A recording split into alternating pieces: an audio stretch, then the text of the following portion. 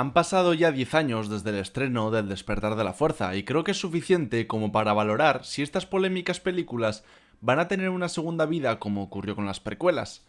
Podemos estar todos de acuerdo en que no, tanto quienes crecimos con ellas como las que ya las vieron de mayores. Dejando factores nostálgicos, dejando la subjetividad a un lado, esta trilogía no funciona, ni como trilogía ni como parte de la saga. Es inconsistente, destructiva, aburrida, repetitiva y en esencia una mala ejecución. ¿Pero por qué? ¿Qué pasó dentro de Disney para que todo esto fallase? ¿Los personajes son realmente tan malos? ¿La trama general tiene tantos agujeros? Pues acompáñame hasta el final del vídeo para descubrir por qué la trilogía de secuelas es peor de lo que recuerdas. Cuando uno ve la trilogía secuela con perspectiva, lo que más salta a la vista no son los efectos especiales ni el potencial de sus personajes, sino que parece una trilogía hecha por dos personas que se odian. No hay una visión conjunta, no hay una dirección narrativa compartida, solo hay un director que plantea cosas, otro que las rompe y el primero que vuelve para arreglarlas a martillazos. La saga Skywalker tenía que terminar, Disney lo sabía, pero en vez de diseñar un arco de 3 películas con principio, desarrollo y fin, decidieron improvisar, y lo peor es que se nota. ¿Pero por qué improvisar? Bien, pues porque los inversionistas de Disney exigían películas de Star Wars para justificar sus gastos.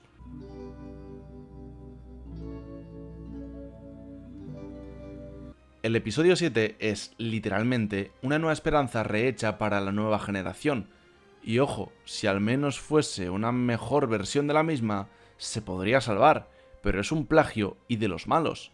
Es una película hecha con miedo, miedo al rechazo, miedo a las precuelas, miedo a equivocarse, así que Abrams jugó sobre seguro, hizo un remake encubierto de Una Nueva Esperanza, y no es una exageración.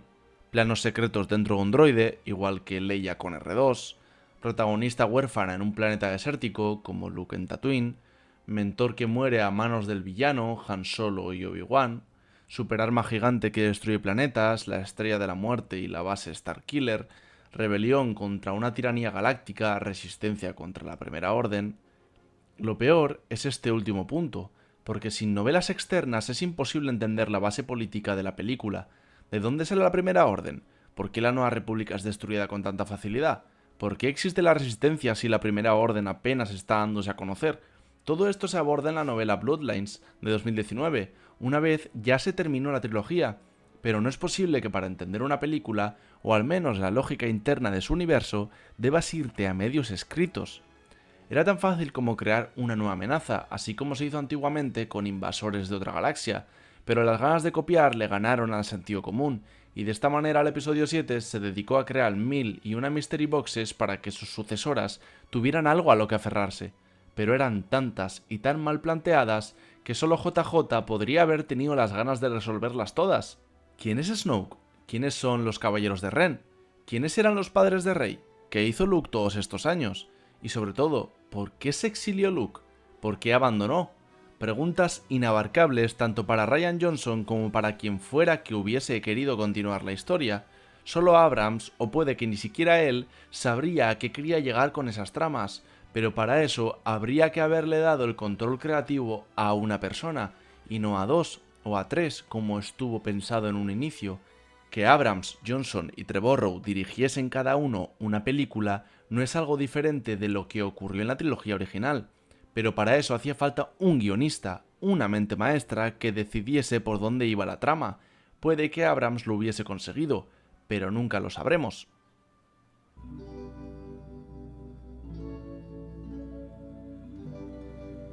Si el despertar de la fuerza fue conservador, Los últimos Jedi fue radical, pero no en el buen sentido. Rian Johnson quiso hacer la película diferente, la que rompe esquemas, la que sorprende, y vaya si lo hizo. Rompió el tono, la coherencia y la construcción narrativa del episodio 7. Pero lo grave no es que lo hiciera con intención, sino que lo hizo sin tener un plan para reconstruir después. ¿Te acuerdas de todas esas mystery boxes que JJ dejó abiertas? Pues Johnson se pasó por encima cada una de ellas. ¿Quién es Snoke? Pues muere sin explicación, sin pasado ni desarrollo. ¿Quiénes son los caballeros de Ren? Ni siquiera aparecen en la película. ¿Quiénes eran los padres de Rey? Eran unos don nadie. ¿Qué hizo Luke todos estos años? Se encerró en una isla porque tuvo un mal presentimiento. Rian Johnson quiso hacer una película meta que jugase con nuestras expectativas, y lo logró, pero para hacerlo sacrificó el alma de Star Wars. Luke Skywalker, el héroe que creyó en la redención de su padre, ahora es un tipo amargado que considera matar a su sobrino mientras duerme. Y lo peor no es eso, lo peor es que lo abandona todo por ello. Johnson destruye a Luke como símbolo, como figura, como leyenda, y luego intenta reconstruirlo en los últimos 10 minutos con una escena de fuerza proyectada que, siendo sinceros, llega demasiado tarde. ¿Y Rey, la protagonista? No evoluciona, no duda, no falla, lo aprende todo sola. En esta película su entrenamiento con Luke es simbólico, casi ridículo. No hay esfuerzo, no hay recompensa. Por no hablar de las subtramas. La de Finn y Rose en Canto Bight es completamente irrelevante. El personaje de Poe, que parecía un líder en crecimiento, es retratado como un niño impulsivo que necesitó ser corregido por la superioridad moral de Holdo. Otro personaje que aparece sin contexto, con una actitud de mando sin razón ni justificación. Los últimos Jedi es, en muchos sentidos, una respuesta irónica al despertar de la fuerza, pero el público no quería ironía, quería desarrollo, respuestas y coherencia, y lo que obtuvo fue una película que, si bien tiene momentos visualmente poderosos, la escena en el hiperespacio, el trono de Snoke, aunque su coreografía deje mucho que desear, fractura completamente la trilogía. He de admitir que creo que es mi favorita de las tres, y que aunque se le echen muchas culpas por lo de Luke, Rian hizo lo que pudo con lo que tenía. Una vez más tenía ideas buenas, el mensaje sobre el legado y el pasado no me parece tan malo. Tuvo el atrevimiento que a JJ le faltó, pero este concurrió en una película aburrida, intrascendente en muchos aspectos, aunque para mí mejor que su predecesora, porque tiene momentos muy potentes. De todos modos, tampoco la considero una buena película, y esto podría haber mejorado si lo que venía hubiese aterrizado con fuerza, pero la trilogía iba de mal en peor, en recepción, en crítica y en taquilla. Bueno, en taquilla no le fue mal, pero bajó, aunque es lo normal, pero se entiende, ¿verdad?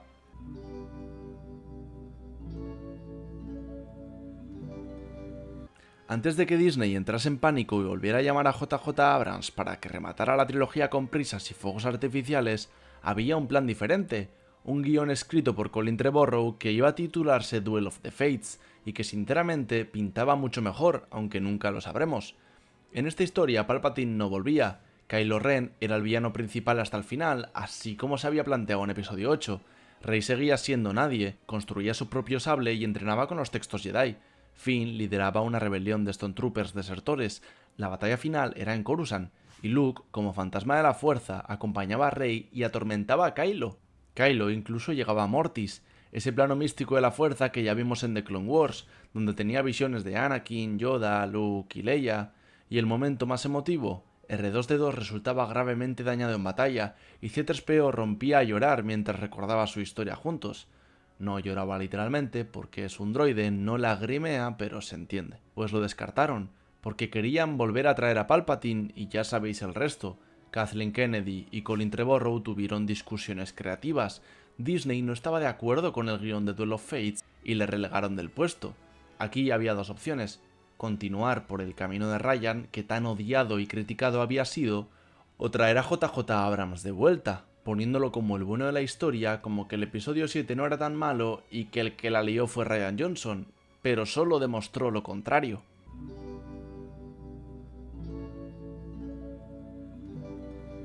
Después del terremoto que fue Los Últimos Jedi, Disney entró en pánico. Rian Johnson había dividido a los fans, las críticas eran contradictorias y la trilogía estaba descarrilando, así que tomaron una decisión igual de precipitada que todas las anteriores: traer de vuelta a JJ Abrams para que arreglara el destrozo. Pero Abrams no vino con un plan, vino con un extintor, y lo usó como martillo. El ascenso Skywalker no es una película, es un parche.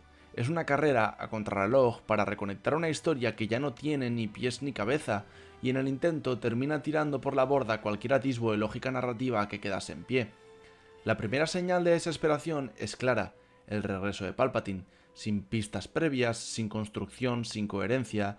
De repente el emperador vuelve con un ejército de planetas lleno de superdestructores, con una nieta que es la protagonista y con un plan sacado de un videojuego mal escrito. Para mí el problema es que The Rise of Skywalker debería haber sido la tercera de 4 películas. Si traes de vuelta a JJ, dale 2 balas, dale una para reconstruir después del episodio 8 y otra para cerrar. tiempo para escribir y habría quedado algo mucho mejor si lo de Colin Trevorrow no te funciona y no te quieres arriesgar a seguir con Rian Johnson, que es comprensible. Estábamos en un punto de no retorno, pero la peor opción me parece el darle solo una película a JJ, porque tenía tantas cosas que quería contar que parece una secuela. Si te saltas los últimos Jedi, no pasa nada. Es simplemente una trilogía rota, incompleta, incoherente y rara. Lo de Palpatine resume perfectamente el problema de este episodio 9. Todo se decide por conveniencia y no por lógica. Rey es su nieta porque sí, Kylo Ren se redime porque hace falta, Finn quiere decirle algo a Rey pero nunca se dice qué, porque es obvio que JJ quería que fuese sensible a la fuerza, Rian Johnson descartó ese frente porque tenía demasiados abiertos y JJ dijo, ¿ah sí? Sujétame el cubata, que te lo traigo de nuevo. La Resistencia gana una batalla imposible con ayuda que aparece de la nada, y todo va a máxima velocidad porque no hay tiempo para pensar, solo para cumplir con el checklist de lo que Disney cree que los fans querían. ¿Querías ver a los Caballeros de Ren? Pues aquí están, para morir sin hacer nada. ¿Querías que Rey tenga un conflicto interno? Pues ahora es una Palpatine. ¿Querías un final épico? Pues toma 2000 naves apareciendo en el hiperespacio, sin ningún tipo de lógica. El ascenso de Skywalker es el triste final de una trilogía rota, una película que no cierra nada, que no construye nada, que simplemente intenta tapar los agujeros con fuegos artificiales, colorines bonitos y frases nostálgicas, pero no se puede tapar un derrumbe con luces bonitas, y esta trilogía se vino abajo desde el día 1. Una vez explicado todo esto, entendiendo qué pasó a nivel de producción, vamos con los personajes.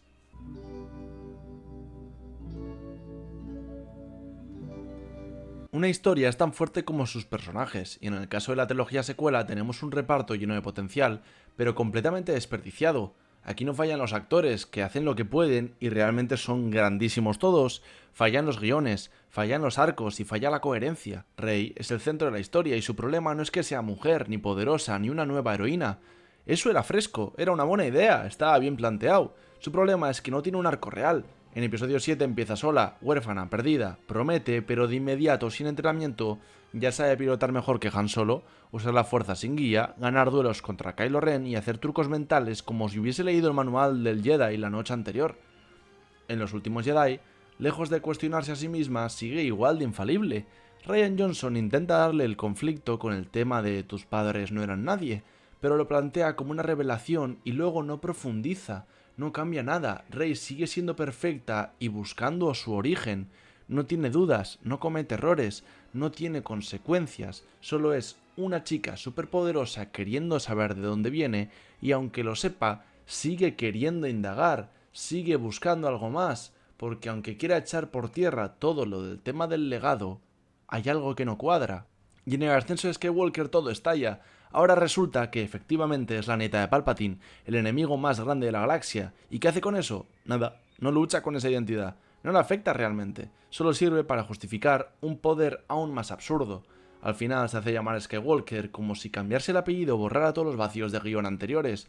Toda la trilogía buscando sus orígenes y cuando los encuentra, en vez de decidir ser rey y ya, se inventa una familia calzador.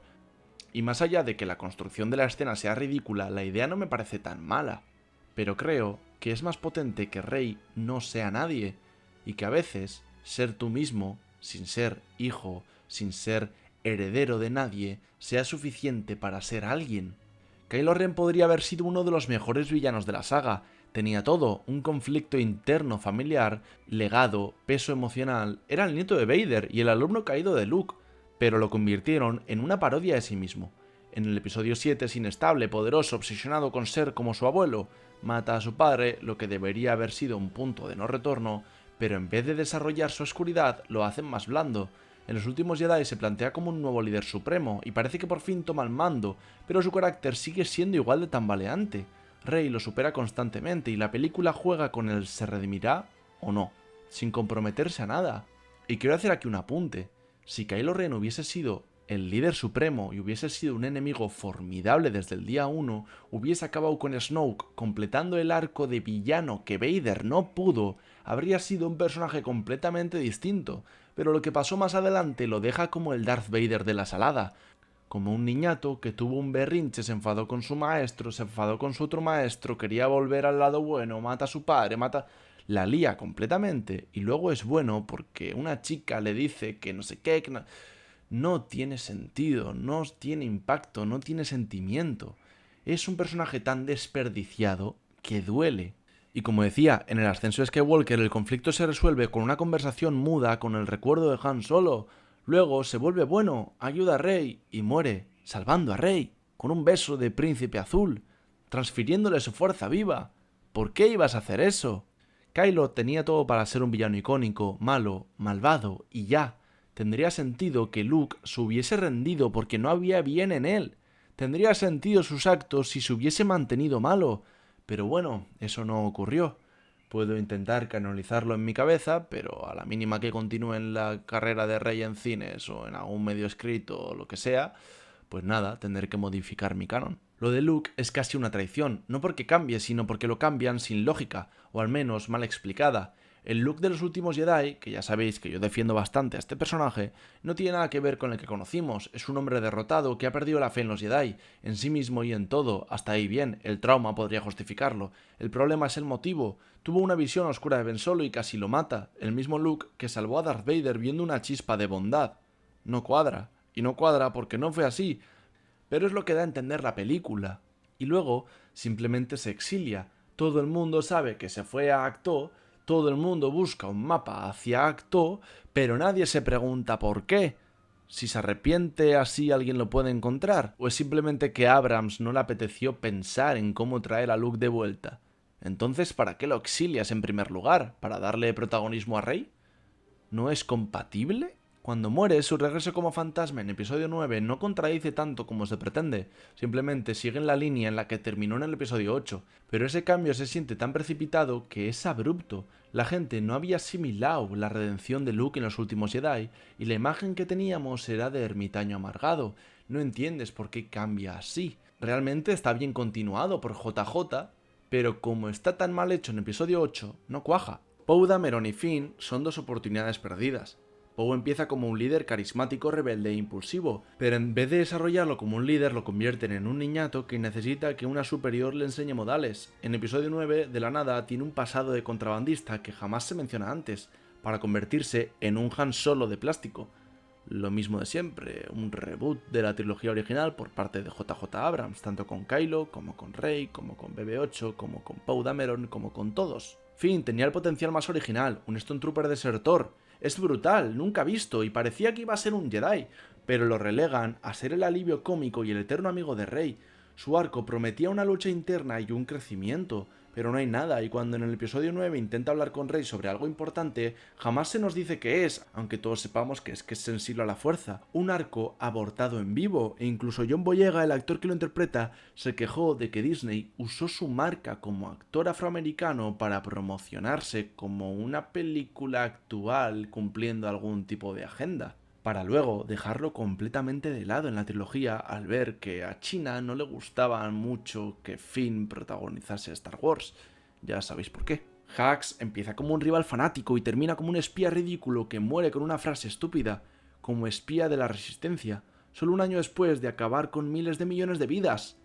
Snoke se presenta como el nuevo emperador y muere sin explicación, solo para luego revelar que era una marioneta literal de Palpatine. Maz Kanata, Rose Tico, Zori Bliss, Phasma, todos presentados como si fueran importantes, todos descartados al siguiente episodio como si fuesen NPCs.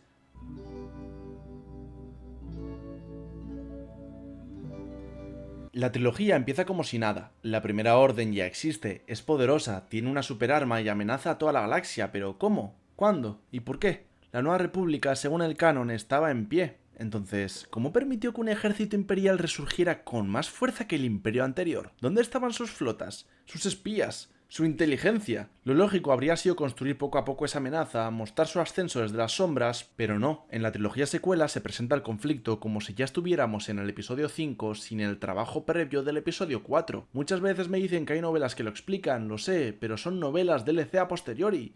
Una peli se tiene que sostener por sí misma, y con la trilogía original eso no pasa, porque las tres películas son la base en sí del universo. Si continúas la historia, tienes que ser continuista. Si hay una nueva amenaza, tienes que decirme de dónde viene. ¿Por qué? ¿Quiénes son? Es como si Boba Fett apareciese en episodio 5 solo para ir a por Han, sin la escena de los cazarrecompensas, sin enseñar que Han tenía problemas con Jabba. Si tienes una nueva amenaza, tienes que presentarla, y más teniendo en cuenta que aunque sea una nueva trilogía, es una secuela. Tiene que ir de la mano con lo que ya hay. No es una nueva saga, es una secuela. Ya hay algo establecido. Es lo que digo, en la trilogía original estableces que hay un imperio que domina la galaxia y una rebelión que lucha contra el imperio. Esa es la base del universo. Si tú haces otra trilogía y de repente resurge un imperio, me tienes que decir por qué resurge ese imperio. Porque en la base concluimos que el imperio murió. ¿Qué es la resistencia exactamente? En teoría, la Resistencia es una fuerza rebelde financiada por Leia ante la pasibilidad de la Nueva República, pero la película no lo explica. Parece que estamos viendo a la rebelión de nuevo luchando contra un imperio, cuando se supone que los buenos ya habían ganado. Entonces, ¿por qué actúan como insurgentes? Porque no tienen flota, ni apoyo, ni estructura política. ¿Dónde está el Senado? ¿Dónde están los aliados? La galaxia pasó de una victoria total en el episodio 6 a repetir la misma situación 30 años después, pero sin explicación. Vamos, lo que estábamos diciendo. Puede ser que el fascismo resurja 30 años después. En el mundo real cosas así ocurren, pero si vienes de unas precuelas que te han enseñado cómo funciona Star Wars políticamente, cómo funciona el Senado, tienes que coger esas bases para tu nueva trilogía, porque ya hemos establecido el tono de cómo funciona la galaxia. No puedes saltártelo y ya. Lo mencionamos antes, pero merece su propio apartado, porque es el mayor agujero de guión de toda la saga. Palpatine muere en el episodio 6, cae por un pozo de energía en la Estrella de la Muerte 2, que luego explota. Fin, el emperador está muerto. Pero en el episodio 9 de repente regresa y nadie sabe cómo. No hay construcción, no hay pistas previas. Lo peor es que ni los personajes de la película entienden cómo, y eso ya lo dice todo, porque si el guión no lo explica, si los protagonistas no lo procesan, si la historia solo avanza por inercia, el espectador desconecta. Además, ¿cómo ha construido una flota de miles de destructores planetarios? ¿Con qué recursos? ¿Quién los tripula? ¿Por qué cada uno tiene un cañón capaz de destruir planetas? ¿Desde cuándo es tan fácil construir estrellas de la muerte portátiles? Por no hablar de su plan y su ejecución. Pero estoy preparando un vídeo entero sobre esto, así que lo dejamos para otro día. Suscríbete al canal, activa la campanita para no perdértelo cuando se publique. Nada tiene lógica. Solo se hace por impacto, por nostalgia, por miedo a perder al espectador, pero al espectador ya lo habías perdido. Irónicamente, provoca justo lo contrario, que te desconectes aún más, y muchos me diréis que Palpatine regrese no es el centro de la película, y estoy de acuerdo. Vale, no importa por qué regrese. El móvil es que ha regresado. Perfecto, pillemos esa premisa. Entonces vamos a decir una cosa, y es que lo único malo de Rise of Skywalker no es que Palpatine regrese, sigue siendo una película mediocre, aunque quites eso, sigue siendo una película mal planteada, con un ritmo demasiado acelerado, que se ahoga todo el rato, que toma decisiones y luego se arrepiente, totalmente improvisada y con muchos más agujeros de guión. No os preocupéis, si es que no es el centro del mundo. Lo de la profecía y Palpatine es solo la puntita del iceberg. Una de las cosas más sagradas de Star Wars es el funcionamiento de la fuerza. En las precuelas, e incluso en Clone Wars, se expandió su uso con duelos, saltos, precognición, pero siempre con lógica interna. En las secuelas, la fuerza pasa a ser un recurso mágico sin reglas. Cada película añade un poder nuevo sin justificación. Rey cura heridas mortales con solo tocar al herido. Luke proyecta su cuerpo a otro planeta entero. Leia sobrevive en el espacio flotando como Mary Poppins. Rey y Kylo se pasan objetos a través del espacio. Palpatine absorbe energía vital para regenerarse. Y vale, ok, el curamiento de la fuerza era algo que ya Barry Sophie hacía en el anterior canon. No rompe con todo, pero sí rompe el hecho de que lo haga de repente. El hecho de que en las películas de Star Wars no esté asentado como un poder real, y en el canon de Star Wars apenas aparece, solo en los videojuegos para darle alguna habilidad a Yoda. Una semana antes del estreno lo usó Baby Yoda como para aplanar terreno para lo que se venía. Lo de Luke está guay, la verdad, me gustó que se proyectase y que demostrase su poderío en la fuerza, porque es parte de la fuerza misma, es hijo del elegido y él es el más poderoso de la galaxia. Leia, flotando como Mary Poppins, no tiene ningún tipo de justificación. Es la escena más patética y ridícula de toda la saga, y habría sido un gran cierre para el personaje de Carrie Fisher, tristemente ya fallecida para el momento del estreno. La telepatía de Rey y Kylo se explica con la Ilíada de la Fuerza, pero esa Ilíada no se explica más que en novelas externas, y no tiene ningún tipo de sentido. Ahora Palpatine siempre quiso tener una Ilíada con Vader, y por eso Rey y Kylo son tan importantes. Pues céntrame la trilogía en eso. No lo pongas como un elemento en la última película para hacer poderes y batallas telepáticas más chulas. Eso no tiene ni pies ni cabeza. Podíamos intuir que Palpatine ya absorbió en su día la energía vital de Padme para dársela a Anakin, y por eso muere por tristeza.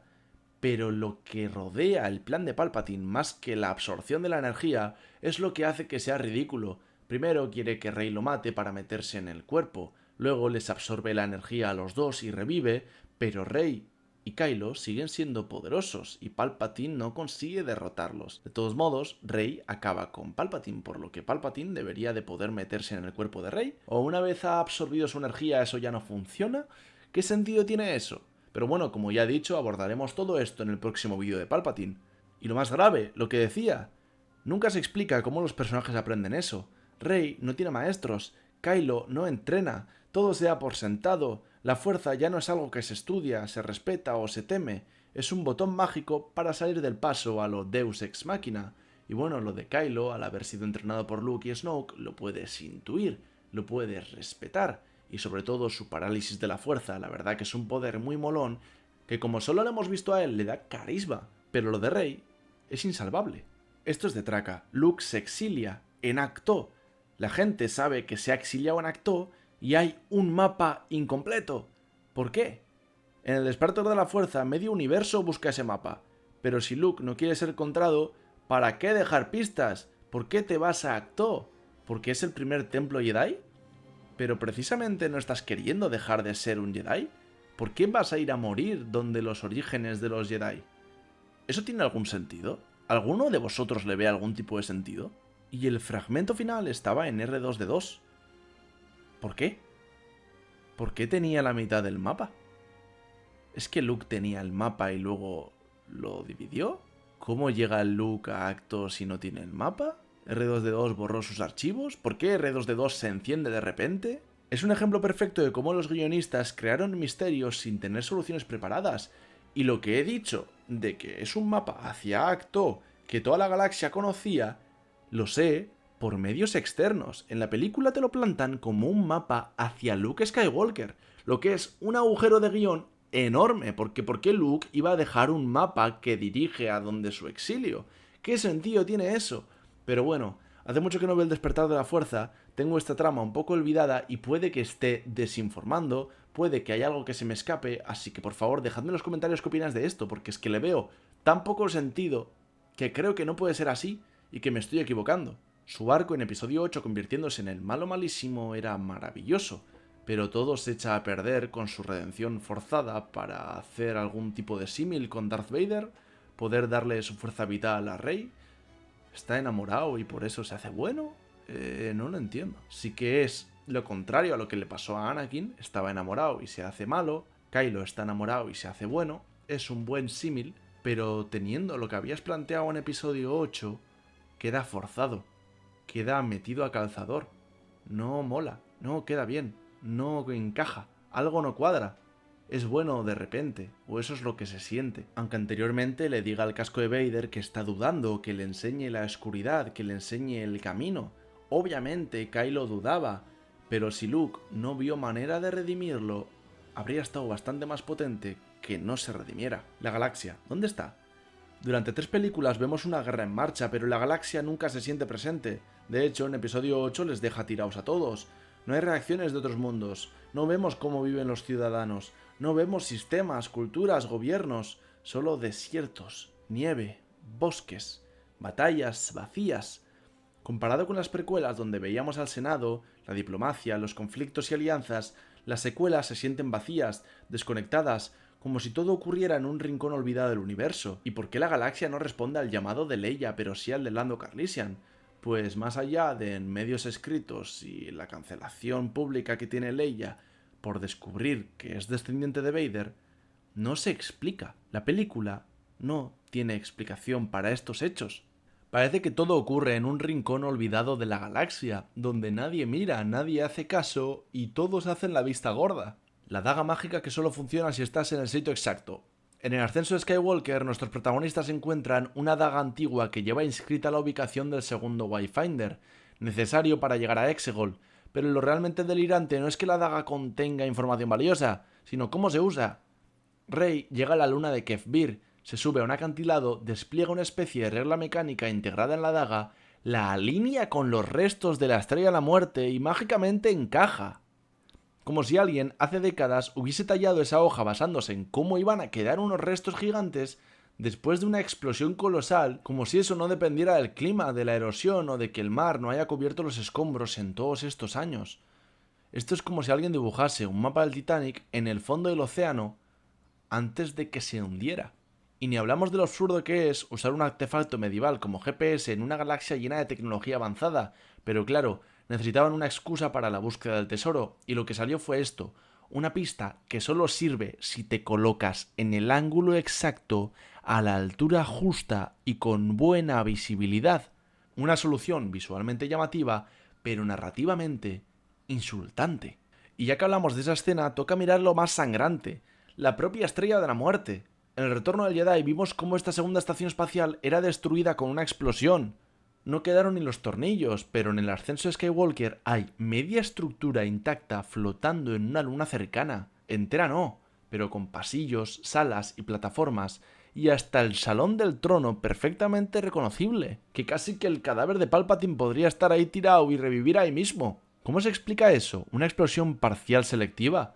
¿Una tecnología imperial que permite que el mobiliario sea a prueba de supernovas? No tiene lógica, ni física ni narrativa. La escena luce bien, sí, pero está construida sobre un decorado que no debería existir. Es nostalgia barata, sin sustento, una excusa para meter de nuevo la estética del Imperio, aunque haya que ignorar por completo todo lo que ocurrió antes. Era tan sencillo como que Kylo Ren buscase el primer Wayfinder en una bóveda antigua del Emperador Palpatine o de Snoke, y Rey tuviese que marchar a Mustafar, al castillo de Vader para su Wayfinder, y se encontrase ahí con Kylo Ren, que habría sido un guiño muchísimo más potente, mucho más coherente y mucho mejor en general.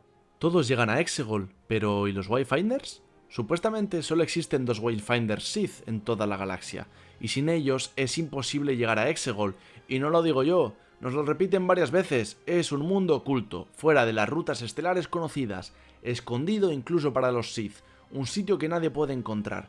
Bien, hasta aquí tensión narrativa, aunque no entiendes cómo tantas flotas han llegado a Exegol para luego congelarse bajo el hielo, pero luego aparece media galaxia en batalla final. Lando se va a excursión y vuelve con miles de naves de refuerzo, como si hubiese hecho un tour turístico galáctico repartiendo mapas del tesoro. ¿Dónde está la coherencia? Si Rey necesitó el Wayfinder, si Kylo necesitó el otro, si hasta el halcón tuvo que pasar por tormentas eléctricas, ¿cómo es que todos los demás llegan sin problemas? Nadie explica cómo esas naves atraviesan la tormenta, ni cómo saben a dónde ir, ni cómo se organizan, ni por qué llegan justo a tiempo. Es un Deus ex machina de manual, pero uno que además contradice toda la lógica de la propia película. Una solución que dinamita la tensión, la credibilidad y el sentido del viaje entero. Pues nada, esto ha sido todo. Un vídeo largo, lo sé, pero espero que te haya gustado mucho. Si es así, deja tu like, comparte con tus amigos, comparte por Twitter con la comunidad de Star Wars para que vean este vídeo. Y creo que después de exponer estos problemas en los guiones, en los personajes y en la producción de las secuelas, podemos concluir que 10 años más tarde, las secuelas son peor de lo que recuerdas. Pronto se viene el vídeo de por qué el regreso de Palpatine está mal, comparándolo con el antiguo canon, qué deberían de haber hecho, qué deberían de no haber hecho y demás. Que la fuerza te acompañe, suscríbete, activa la campanita para no perderte lo que se viene y nos vemos en Endor.